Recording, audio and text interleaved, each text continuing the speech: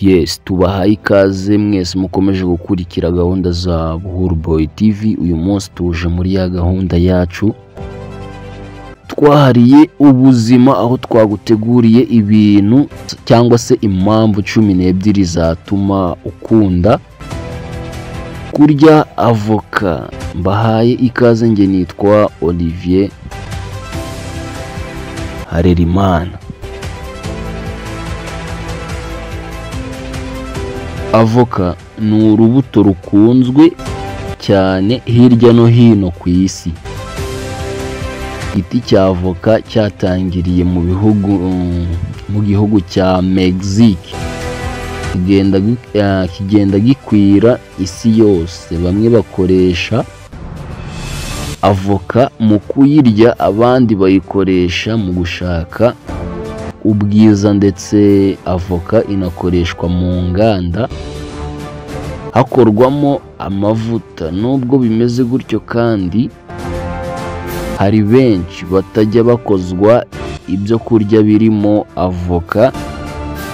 Usanga bamwe bavuga ngo, hari abantu benshi usanga bavuga ngo avoka ni ibiryo by'abana n'abagore, ndetse abandi ntibazi akamaro kayo. Gusa icyo wamenye ni uko uru rubuto rwa avoka rugira akamaro kenshi ku buzima bw'umuntu muri rusange, nk'uko tubikesha ikinyamakuru cyandika ku buzima cyitwa Crema. Mu nkuru yabo bahaye umutwe ugira uti 12 reasons you should eat more avocado fruit, cyangwa se impamvu 12 wakagombye cyangwa se ugomba, impamvu 12 zituma ugomba kurya urubuto rwa avoka buri munsi. Reka rero tuze tuzirebere hamwe.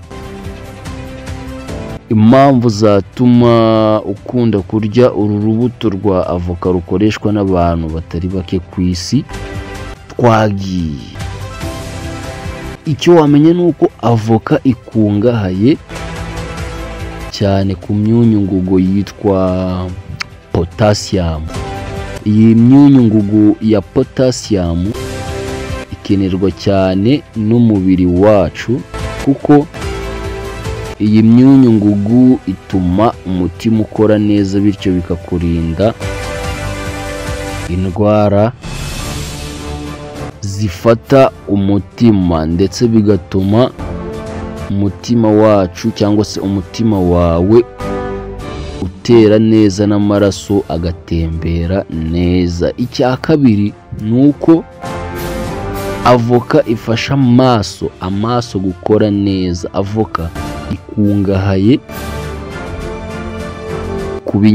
ku binyabutabire bita luteine na zentaxahine. Ibi binyabutabire bifasha amaso yawe kutangizwa n'imirasire y'urumuri rw'izuba. Ubushakashatsi bwagaragaje ko abantu bakunze kurya avoka batagira ibibazo by'amaso, ndetse ntibahuma imburagihe. Icya gatatu wamenya kuri avoka ni uko avoka ifasha mu gutakaza ibiro. Nubwo abantu benshi usanga bavuga ko ari amavuta aba muri avoka ashobora gutera umubyibuho, ntago ari byo, kuko ahubwo avoka igira ibinure bita monounsaturated fat. Ubushakashatsi bugaragaza ko ibi binure ari byiza, kuko bifasha umubiri wawe, cyangwa se ibi binure bifasha umubiri w'umuntu, umubiri wa buri wese uyikoresheje gutakaza ibindi binure bibi biba mu mubiri, bityo bikagufasha kunanuka. Byibura hano bakugira inama yo kujya ugerageza kurya igisate cya avoka buri munsi. Reka noneho tuze turebe ikindi kintu, impamvu ya kane. Muri avoka habonekamo icyo bita folate. Iki rero ni ingenzi cyane ku mikorere myiza y'ubwonko, kuko niyo ubura iyi ntungamubiri ushobora kurwara indwara yo kwiheba cyangwa se depression. Iriya ntungamubiri kandi ifasha abagore batwite kubyara abana bameze neza. Ni byiza rero ko umugore utwite akunda gukoresha cyane uru rubuto rwa avoka. Rugira ingaruka nziza ku mwana atwite. Impamvu ya gatandatu ni uko avoka ituma umubiri uhorana imbaraga. Avoka irarenze kabisa. Avoka ikungahaye cyane ku ntungamubiri zo mu bwonko bwa vitamini, nka vitamini B, nka B1 bita thiamine, cyangwa se B2 bita riboflavine, na B3 bita niacin. Izi ntungamubiri rero zifasha umubiri guhindura ibyo twariyemo imbaraga z'umubiri. Kurya avoka rero bituma umubiri w'umuntu udacika intege. Ikindi kandi ni uko iyi ntungamubiri bita niacin iboneka muri avoka ifasha ukutabyimbirwa k'umubiri, ndetse bikanarinda imitsi y'amaraso birinda imitsi y'amaraso bita imijyana cyangwa se arteries mu rurimi rw'amahanga, kuko iringaniza igipimo cya cholesterol mu mitsi.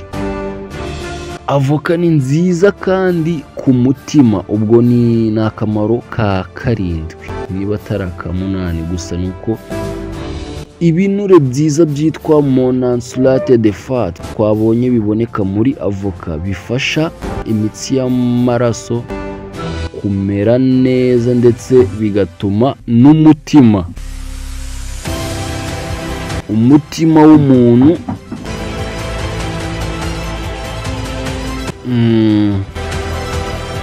bifasha imitsi y'amaraso kumera neza, bigatuma n'umutima w'umuntu ukora neza. Ubushakashatsi buheruka gukorwa vuba bwagaragaje ko avoka ifasha mu kugabanya ibinure bibi cyangwa se bad cholesterol, ndetse igafasha kuringaniza umuvuduko w'amaraso. Twagiye ku mpamvu ya 8. Avoka ni nziza ku bwonko. Turebe noneho ngo ni gute avoka ari nziza ku bwonko. Avoka ikungahaye ku ntungamubiri ya vitamini bita A. Iyi ntungamubiri rero ifasha kurinda indwara y'ubwonko bita Alzheimer's disease, ndetse ikanafasha ubwonko kugira ubushobozi bwo kubika ibintu ndetse no gutekereza. Impamvu ya 9 ni uko avoka ituma amagufa akomera. Kurya avoka byibura igisate cya avoka ku munsi, uba uhaye umubiri wawe 15% bya vitamini K. Umubiri wacu ukenera iyi vitamini. Iyi vitamini rero ifasha amagufa yacu, cyangwa se ifasha amagufa yo mu mubiri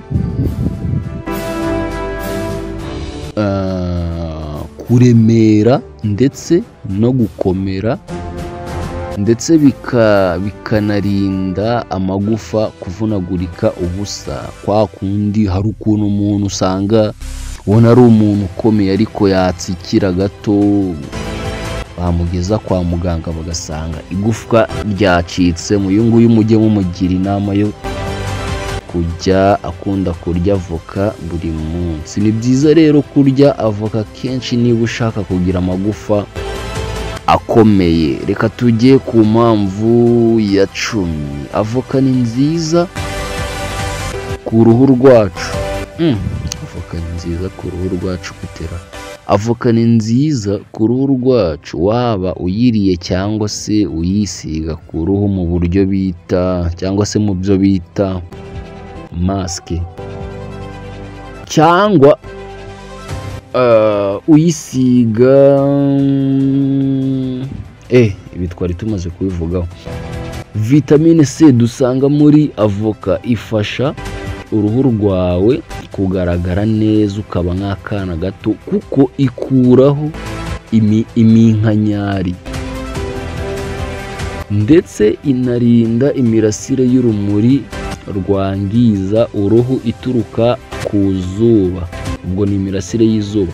Niba rero ushaka kugira uruhu runoze ndetse rusa neza, tangira wige nawe gukoresha urubuto rwa avoka, ujye urukoresha ku byo kurya byawe bya buri munsi, kandi ntukajye urenza agasate kamwe. Twagiye ku mpamvu ya 10. Iyi ngiyi ni iya 10. Avoka ifasha guhangana na kanseri. Avoka ubwo ni gutihangana na kanseri koko? Reka turebe.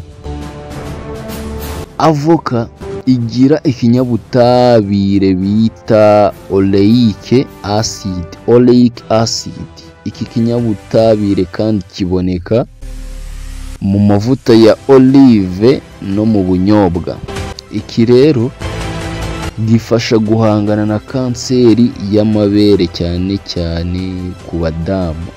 Abadamu mwumve. Ikindi kandi ubushakashatsi bwagaragaje nuko avoka igira ibyo bita avokatine B, bikaba byica turemangingo twa kanseri.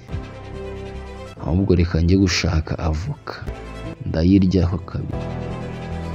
Icyo tugiye gusorezaho cyiza nuko avoka ifasha byose ni byiza. Icyo tugiye gusorezaho nuko avoka ifasha prostate gukora neza. Ikinyabutabire bita beta-sterol dusanga muri avoka gifasha kurinda prostate ku bagabo, ndetse kikanafasha abagabo bafite prostate yabyimbye kumererwa neza. Niba rero urwaye prostate ndetse ushaka no kuyirinda, ni byiza ko